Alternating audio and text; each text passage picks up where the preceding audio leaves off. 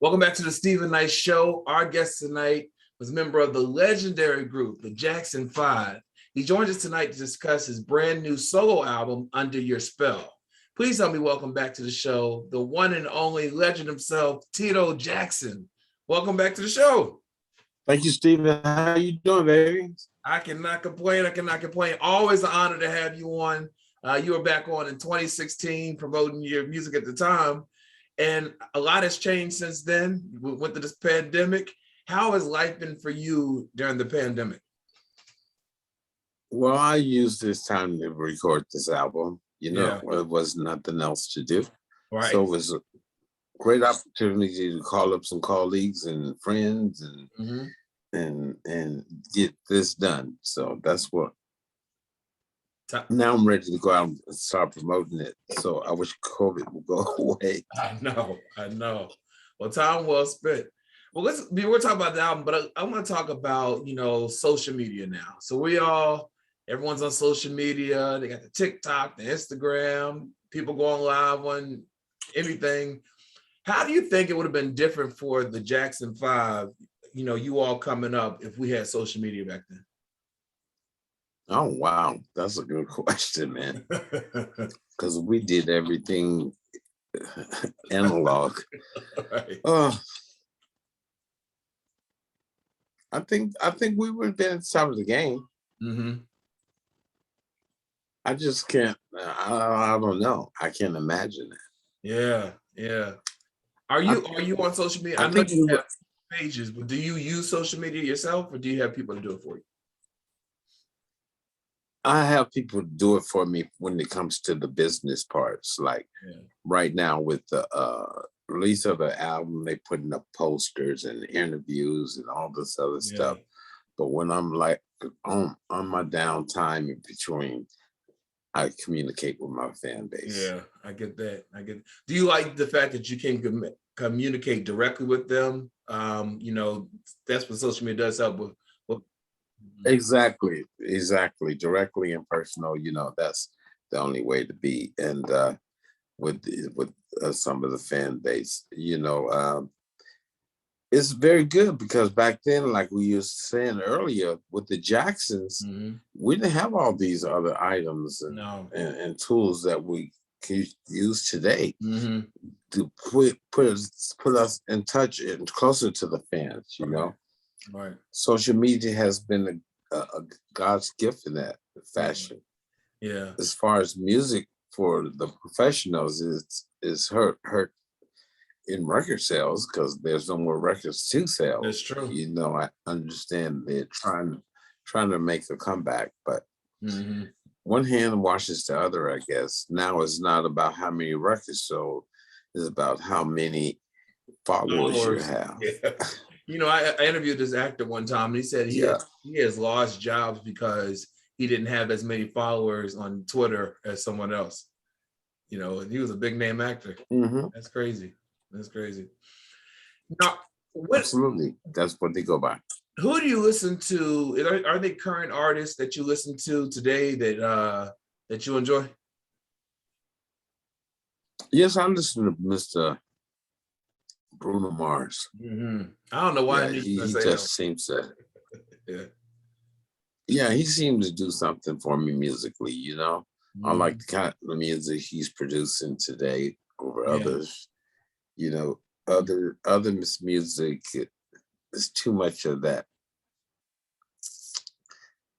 Call me old school, but there's too much of that hi-hat, going. Everybody's using it, Bruno Mars, he just do things in a different fashion. And he always give you that element of old school in his music. You can feel where he's coming from. And that's important as an artist, I feel. Absolutely. And not only is that old school sound, but it's current. You can hear it today and their hits, like we're hearing. It's old and it's current. That's the secret. You just said it. Well, I know we're going to talk about your new single, but your latest single, but I know that part of it was inspired by what you were saying with the Black Lives Matter protests and the insurrection at the Capitol. When you sit back and watch these things, it seems like times are changing, but they're not that much, haven't much changed. What are your thoughts when you see all this? Well, we have a setback, man. It seems to move forward, then we get tugged back. Yeah. We move forward, get tugged back. Mm-hmm. Everybody just needs to move forward together. Yeah. That's the biggest problem. And everybody has political views, Mm-hmm. or political choices. Mm-hmm. And it's all right to have your choice. Right. But at the same time, we must remember we're all people and we should love one another, Mm-hmm. no matter what our political or religious belief or our creed of colors are. Yeah. We should love one another. That's the way God meant for it to be. Absolutely. Absolutely. Mm-hmm.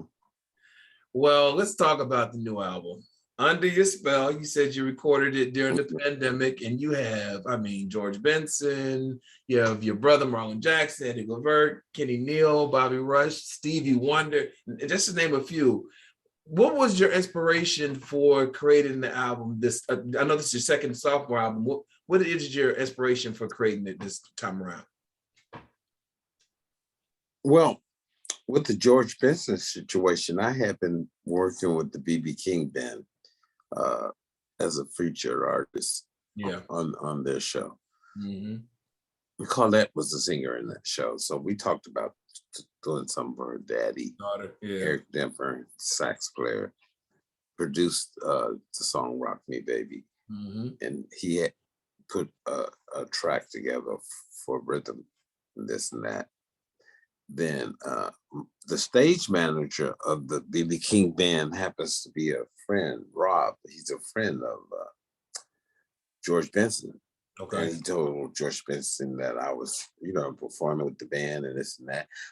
George Benson, oh, no, wow, you guys way over to Reno. Stop by.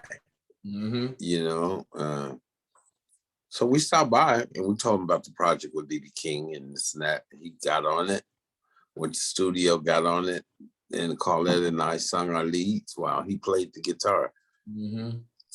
And that was prior to the pandemic. That's why I brought that song up first. Yeah. That was the first collab I had. Mm-hmm. That was my first collab. Did you already then the pandemic? Pre-pandemic, you already knew you were going to do this album? Oh yeah, I did. Okay. But what made me really gonna get on it was not having nothing to do at that time. Exactly. Because usually you're talking to the producers and musicians and everything face to face, and you sharing guitars. Let me show you what I mean, and that kind of thing. Right. That wasn't that, So I used the file sharing a lot. In Zooms like we have now, and things like that. Mm-hmm. I used that whole thing to my advantage, and finished the record. Yeah, send the files to my engineer. He mixed it, sent the files back. Now sent it to the masters. Got the mastered and got that masters back and sent it to the company. Mm-hmm. Yeah. Did you find yourself more creative because you had more time, or did you? What do you think that the being at home and, like you said, having nothing to do, did make you more creative, or what was that process for you? I think being at home allowed me extra time. Mm-hmm. Where before I may have done some vocals or whatever and said, I'll finish these when I get back. Yeah. And never get around finishing them, said they'll work. I just bring this track up a little more and that and take care of that. Yeah. I got a chance to do things at a slower pace, I would say, because I had all day with nothing else to do but be home and record. Exactly. It was either record or work on some cars, and I didn't feel like having dirty hands, so. Yeah. Well, I want to talk about your first single, Love One Another. I just watched the video. It is super dope. You have so many people featured in that video. I mean, it just made you, it's a feel-good song, but it's also about really what the title says, love one another, And again, I read that you were inspired by what you saw with Black Lives Matter and the insurrection, things like that. Tell us about, first of all, how you got so many people involved in that project. Well, after having the song, I felt that the video should be more than me being the only celebrity in that video, because my reach is wide, but it isn't as wide as all the other celebrities. So I thought it was great to have my mother to kick it off, because people make more people will listen or take an ear to that. Then to add the Kardashian family, they have a large reach across the world, just telling the world to love one another. Of course, our man Magic Johnson, he has a large reach. And our man Morris Day, And then who can say anything about Chris Tucker? And that was a perfect ending. Yeah, he's something else, man, that guy. It's funny because I called him up. I said, Chris, I want you to be in my video, man. He said, cool, what you want me to do? I said, Chris, it's real quick. I just need 2 seconds, literally, Chris, I'm not kidding you. I need 2 seconds of you throwing a kiss out to the world, or giving a peace sign, or both of them kiss to the world, something like that, something. He said, okay, man, you got it. I'll send it to you. He sent me this, what you saw is what he sent me. I said, how am I going to use this? Then my colleague producer said, man, this worked great at the end. Perfect. So put it at the end and it worked great. It was supposed to happen that way. And then Janet was in the video, Jermaine was in the video, Latoya's in the video, Marlon's in the video. It was great to see all of them part of it, as well. Family affair, Yeah. I was going to ask how Jackie's in it too. Jackie's in the video. Yep, Jackie's in the video. I was going to ask how your mom was doing, but she starts the video off. She looked great to me. Is she doing well? Oh, my mother, my mama be reminding me things I forgot. She's doing really good. That's awesome. She's doing really good. That's awesome. I'm glad to hear that. Yes. So the video premiered on Entertainment Tonight, ET, and got great reviews. I've been seeing reviews about it. How does it feel putting out this music that you worked hard on during the pandemic and lockdown and getting such, rave reviews? It's everything an artist hope for, but I'm so excited about, because the message in that song, and people are starting to see the song mean and starting to practice the song. That's the most important thing to me, as far as the music and the song, putting a message in. We've always tried to put out messages across the world with songs like Heal the World, Can You Feel It? Yeah. We Can Change the World. Jackson's been doing this forever, so to touch the world once more with a song like this is important, and I just feel good as me. Yeah. Do you have a favorite on the album, a personal favorite, or is it hard to pick just one? It was very hard to pick one, even with the song Love One Another. We struggled with what song should be the single. Yeah. And I said, right now, this whole commotion about this commotion about Black Lives Matter, what have you, they couldn't help foresee that right now to get this message out there. Yeah. So yeah. that's what we basically did. Well, in closing, what do you think about when, you know, this stage of your career where, you know, you've had this full career, still making great music? What is it? How is it for you now as an artist at this point in your life? Well, I feel that I'm having fun with the whole thing. Mm-hmm. You know, I'm not trying to have that